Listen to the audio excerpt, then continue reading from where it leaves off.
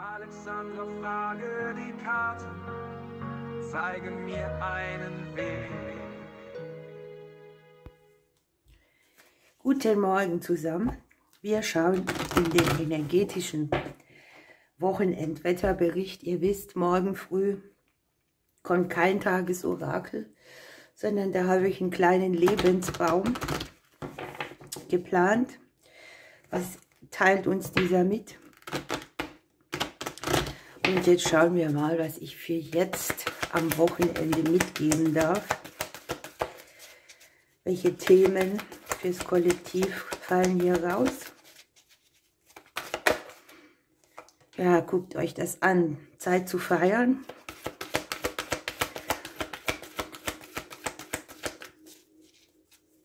Vielleicht haben wir irgendetwas ganz gut geschafft oder wir haben eine Zeit hinter uns gebracht, die ein bisschen anstrengend war. Hier findet man immer einen Grund, oder? Um zu feiern. Und das Entzücken ist mir rausgefallen. Das ist so dieses, man staunt vor irgendetwas oder man ist ganz geplättet von irgendetwas. Man nimmt die Haltung eines Kindes ein, das vielleicht das erste Mal ein Stück Schokolade im Mund hat.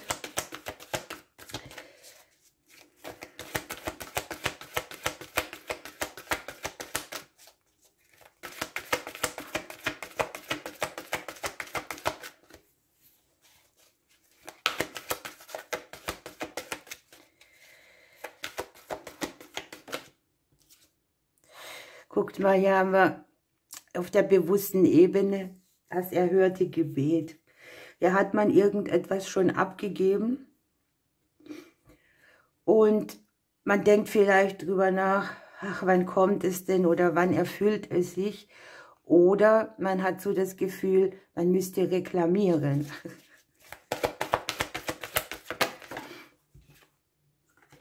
Hier sind ganz viele Zeichen. Diese könnten wir vielleicht auch übersehen. Die sitzen hier in der unterbewussten Ebene drin. Möglicherweise grummelt es da auch schon rum und man ahnt irgendwie etwas. Es kann eine Situation sein, bei der man in der Vergangenheit schon irgendwie ein bisschen mehr Romantik gebraucht hätte. Oder es geht um eine romantische Sache. Es kann ja aber auch sein, dass man sich einen Neubeginn wünscht bei irgendetwas. Oder aber es geht tatsächlich um eine Sorge, die unsere Kinder betrifft. Das Kind spielt hier an sich eine große Rolle, denn wir haben hier das Entzücken. Das verlieren wir ja mit der Zeit, ne? Dass wir mal so richtig entzückt sind von irgendwas. Ich habe das immer, wenn ich zum Beispiel die erste Tomate sehe, die ich gepflanzt habe, wie die dann gewachsen ist oder so. Oder wenn es eine Blüte gibt.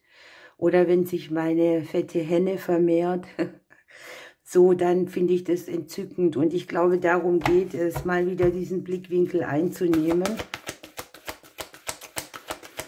Über was man alles staunen kann.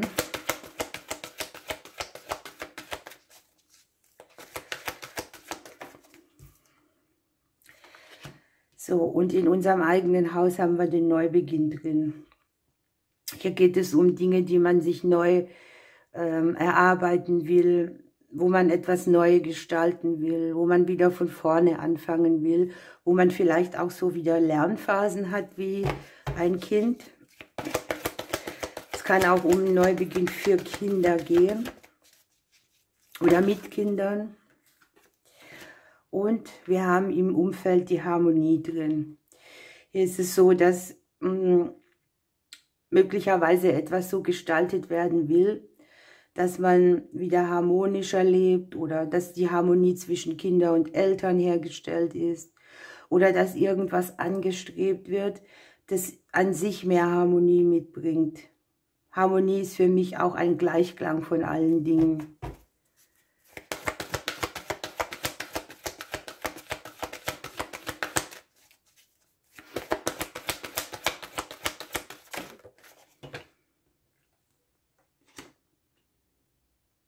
Wir dürfen uns hier auch irgendwo rausnehmen, bei etwas, was vielleicht eben nicht in Harmonie ist. Oder ganz speziell kann es hier auch sein, um eine Situation, wo sich ein Kind abgewandt hat oder so, dass man da wieder Kontakt möchte oder dass man aufeinander zugeht erneut.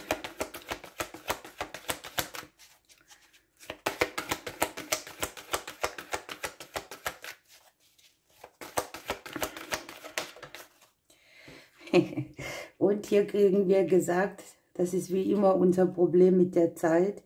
Hier ist der göttliche Zeitplan am Wirken. Unten haben wir nochmal das Thema Loslassen. Ich erkläre es immer gern wieder. Das ist so auf der Karte so dargestellt, die Sinnlosigkeit des Festhaltens. Hier wird eine schwere Last gehalten und da fließt das Gute gut raus und am Ende steht man mit leeren Händen da. Also eine Sache, die dann kommt, wenn sie sein soll, die Neubeginne mitbringt, wenn die Beteiligten bereit dazu sind. Und auch so für mich wieder diese Aufgabe mit dabei, ne? Die Lebensaufgabe, was muss man noch lernen, wo ist etwas, was man vielleicht übersehen hat und das erhörte Gebet deshalb verspätet geliefert wird. Es kann hier speziell sein. Ich hatte es ja vorher gesagt, es geht auch ums Reklamieren. Ne? Wenn wir ein Gebet abgeben und es ist morgen nicht da, dann wird oft gern nochmal und nochmal und nochmal. Aber im Prinzip ist es so, dass man auch das Abgeben dann loslassen darf.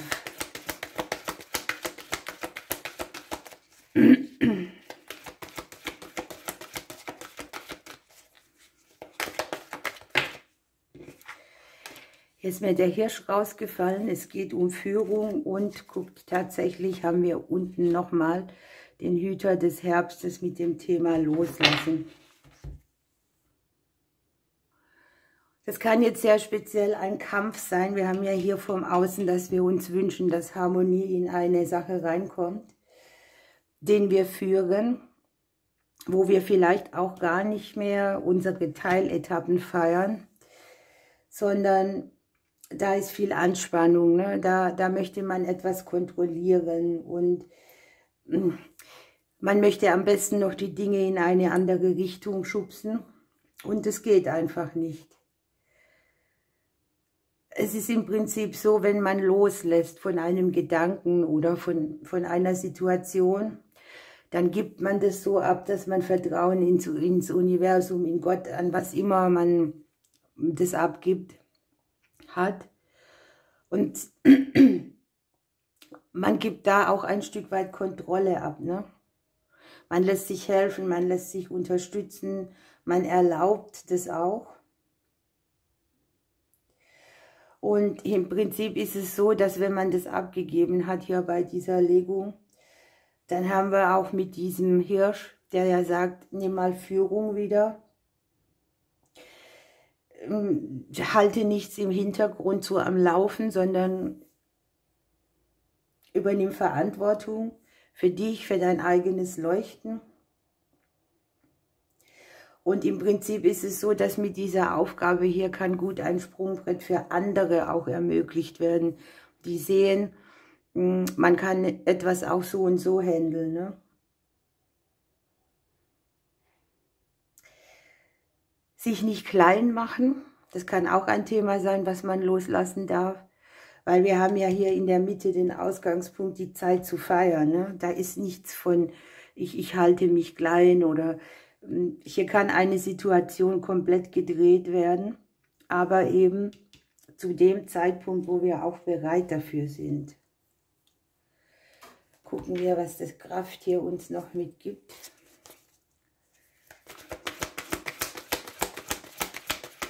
Es kann ja zum Beispiel auch sein, dass man gerne, wir haben nun mal das Kind hier, einen Weg hätte, den unser Kind oder unsere Kinder oder unser inneres Kind gehen soll, weil man den für gut hält.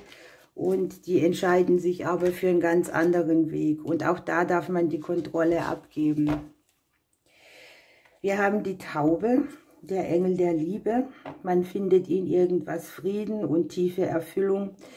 Da wir hier die Romantik haben, kann es natürlich auch eine Sache sein aus dem Liebesbereich oder aus dem partnerschaftlichen Bereich.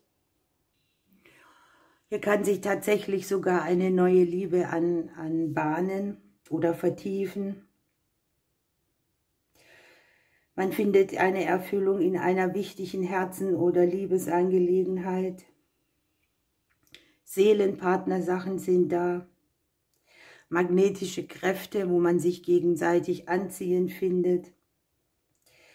Und die Träume werden hier angesprochen. Ne? Achtet auf eure Träume, guckt auf die Zeichen in der Umgebung, strahlt selber Liebe in die Welt hinaus. Und es ist auch im Prinzip so, dass Venus, die Göttin der Liebe, uns hier gesegnet hat. Es sind hier ganz tiefe Erfahrungen, deshalb ist hier auch das Entzücken dabei. Irgendetwas lässt uns hier mega staunen oder dieses Gefühl zu haben, ich habe abgegeben und das Beste ist zu mir gekommen, scheint hier sehr im Vordergrund zu stehen. Wir nehmen noch einen Engel mit und dann lassen wir das Ganze mal so wirken.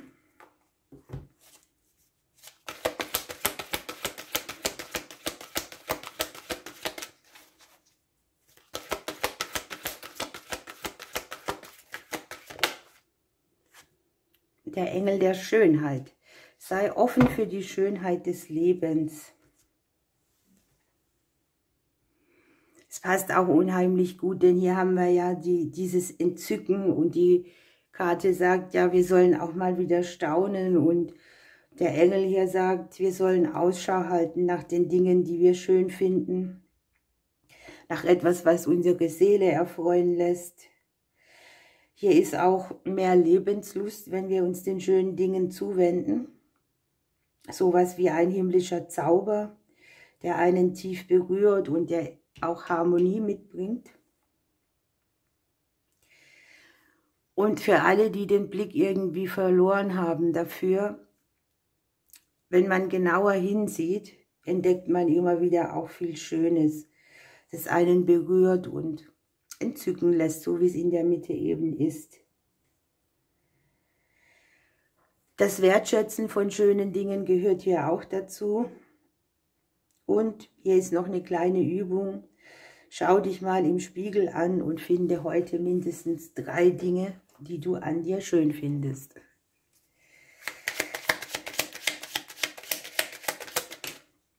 Hier kommt finanzielle Erleichterung noch mit auf den Weg. Das ist wunderbar. Und damit wünsche ich euch jetzt ein schönes Wochenende. Ihr Lieben, ich drücke euch und bis morgen.